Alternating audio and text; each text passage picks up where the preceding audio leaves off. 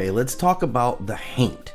Now, the Haint is an entity who comes from Black American folklore, especially in the Gullah Geechee tradition of the Sea Islands of South Carolina and Georgia.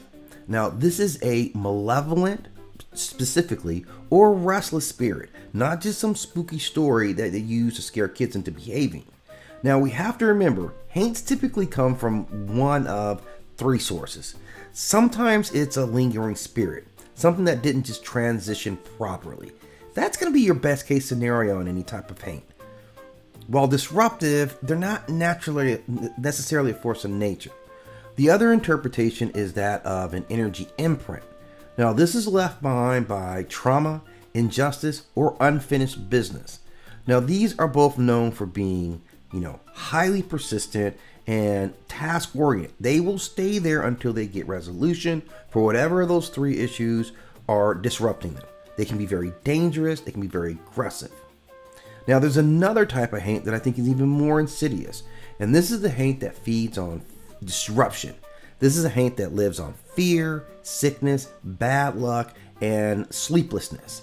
And it can attach itself to individuals, families, homes, or entire communities. Its whole ideology is to extract all these things that it needs from you. This fear, it drives you almost mad. So Haints are very dangerous creatures that need to be accounted for as we move through these specific lands. Now, there is something known as a Haint blue that you would see painted on the porch ceilings of many homes in the South. Now, Haint blue is basically the expression of a ritual belief. It's very simple and very brutal. Now, one thing we do know about Haints is that they supposedly can't cross water. So this color, this blue sky color, tricks them into thinking that it's either the ceiling above or the sky or whatever. And it confuses spirits, so they keep moving instead of just entering into the home.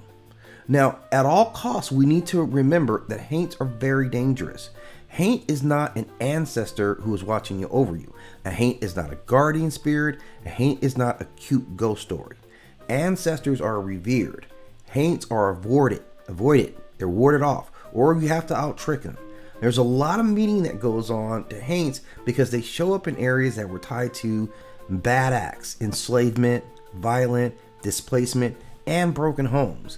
So that means a lot of Haint lore is tied to unprocessed historical drama, and it's framed through this spiritual language. So we have to understand the importance of Haints, where they come from, how to avoid them ourselves, and when encountered, the wards and spirits and protections that will allow you to make it safely home.